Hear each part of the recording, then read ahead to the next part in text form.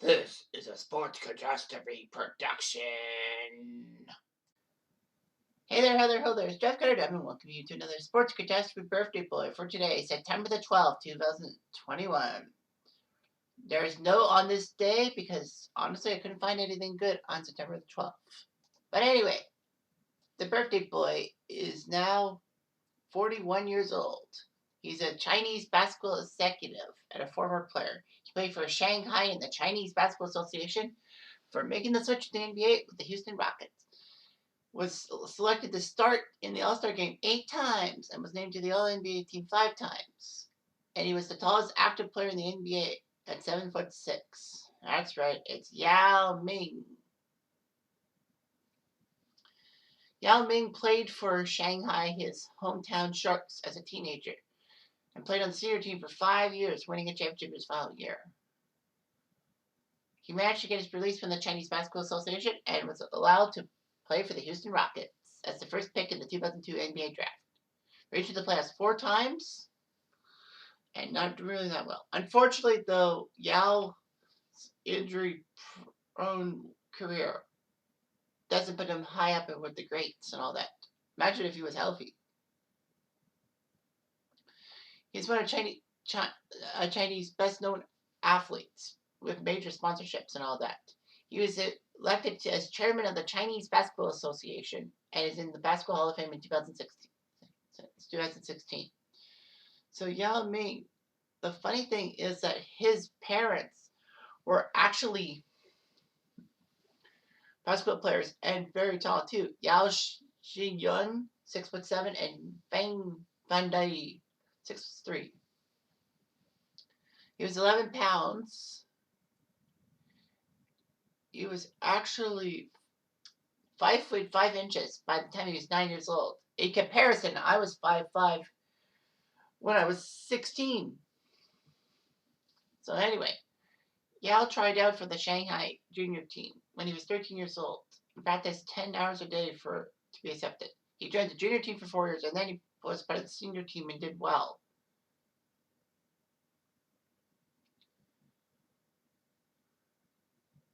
Yeah. So he won a Chinese Basketball Association. Yao was actually going to enter the 1999 NBA draft by the deputy GM of the Shanghai Sharks. But he didn't say that was a good idea. Anyway, as American attention on Yao grew, Chinese authorities took interest. The government decided to have new regulations that would require him and other Chinese players to turn over half of any NBA earnings to the government, as well as endorsements. Yao decided to enter the 2002 NBA draft.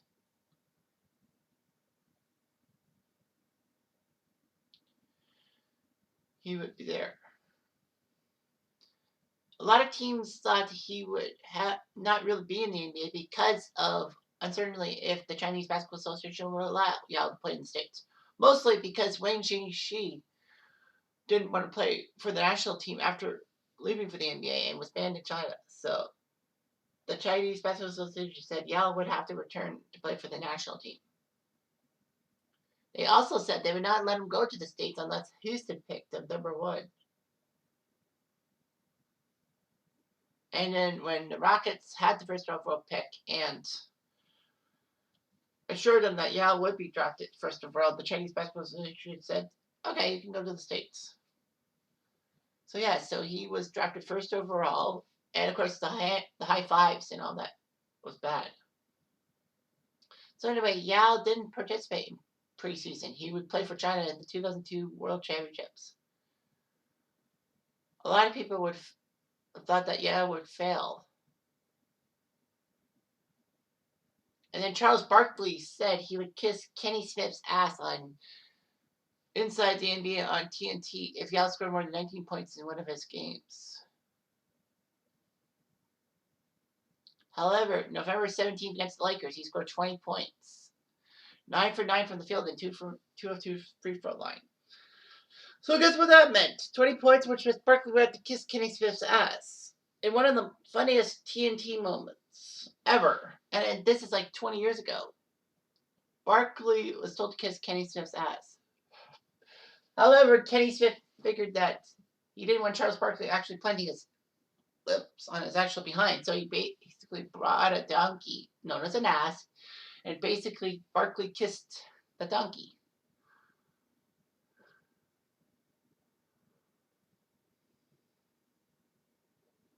So anyway, unfortunately, Yao would have some Asian stereotypes.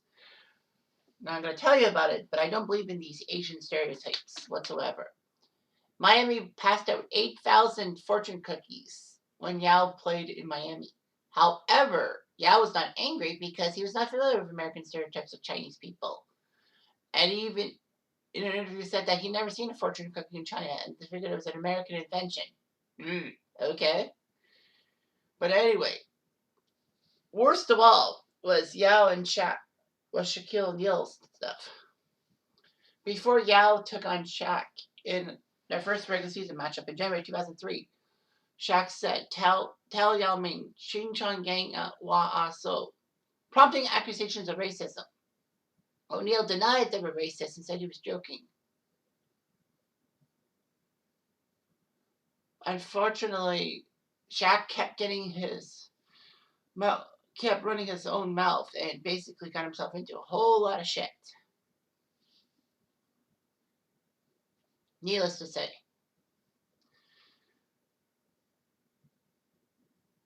So, regardless, the NBA decided to offer all-star ballots in 3 languages, English, Spanish, and Chinese. Yao was obviously voted because of the Chinese population thing. He looked good, in a sense. Worst of all, Yao was second in NBA Rookie of the Year voting to Amari Stoudemire. I thought Yao won the award. Guess not. Darn. Yao would have to have a new coach after Rudy Tomjanovich resigned due to health issues and Jeff Van Gundy was brought in. Well, Yao was a great player and all that.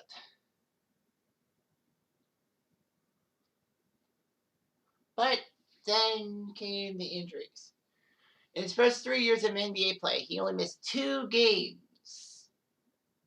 Unfortunately, things were bad. He had osteomyelitis in the big toe on his left foot, and surgery was performed on the toe on December 18, 2005.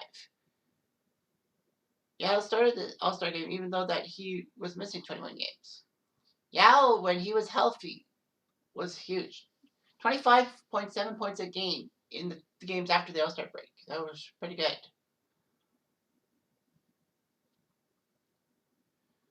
Yao and McGrady only played 31 games together as a Rocket, as both Yao and Tracy missed time due to injuries. The Rockets were not really that good. Yao suffered another injury, a broken bone in his left foot, and would have to require 6 months of rest. You're thinking 6 months for that? Well, being 7 foot plus, the taller you are, the more pressure the bones are in your feet and all that. Yao would break his right knee in his 5th season. I missed a lot of time and all that.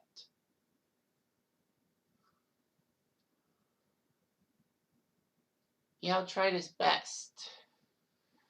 Yao would have a big match in China. Well, November 2007, Yao took on Milwaukee player Yi Jianlin. And that game, which the Rockets won, was broadcast on 19 networks in China and was watched by over 200 million people in China alone. Unfortunately, stress fractures would ruin him. He did make appearance in the 2008 Olympics for the Chinese team. All that. The weird thing about Yao getting injured in 2008 was that the Rockets would go on to a 22-game winning streak, which was amazing. Yao would play in the 2008-09 season 77 out of 82 games, which was his most in 5 years. Yao did it fine. Unfortunately, though, he had a hairline fracture in his left foot in Game 3 of the conference second round against the Lakers, so he was angry at himself. Yao would need the broken bone in his left foot need surgery. He did not play in the 2009-10 season. And the Rockets said they would have to limit Yao to 24 minutes a game to keep him healthy in the long term. But then again, in December 2010, he had a stress fracture in his left ankle, and guess what? He was out for the rest of the season.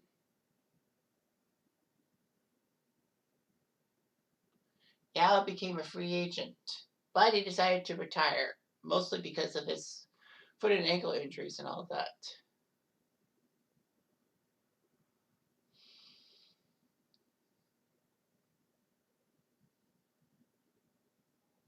Yeah. So Yao was inducted to the Hall of Fame in 2016, and the Rockets retired as number 11. Yao was a great link between China and the United States. All that. Yao would play for the Olympics 3 times for China: 2000, 2004, and 2008.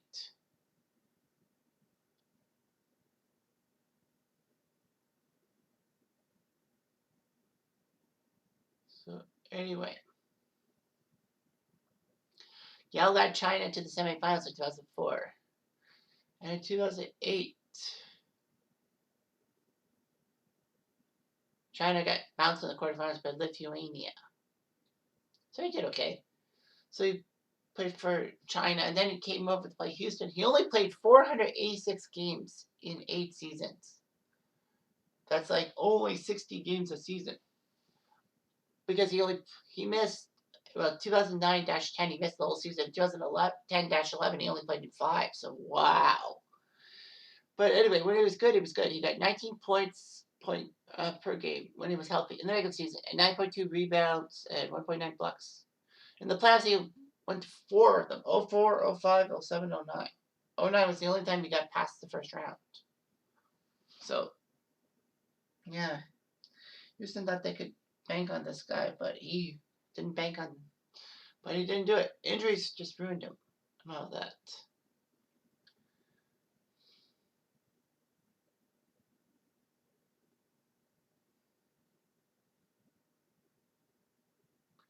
So anyway,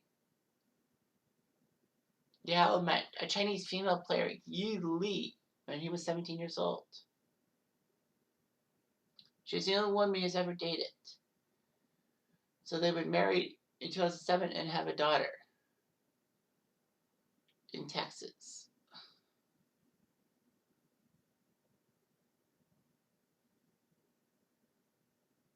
Yeah. And basically, there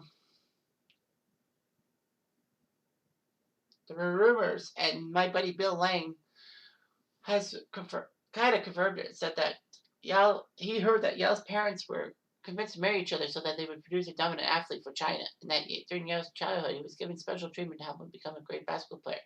However, Yao said this was not true, and he started playing basketball for fun at 9 years old. So anyway, he graduated with a degree of economics at the Anti-College of Economics in Shanghai. Yeah, he has lots of engagements. Well, China really gives their athletes a lot of stuff and all that. So yeah, the strange thing is, Yao is involved in Chinese politics, but he's not a communist. He was given an award by the Communist Party for spreading the literacy and socialist ideologies. Weird. But anyway, Yao Ming was a bright star for China, and unfortunately, injuries just ruined him. It wasn't the cultural ignorance and all that. It was just pure bad luck and injuries. I mean, when you're 7'6", I mean, honestly, your body will break down. That's the worst part of things. Anyway, I'm Jeff Diamond.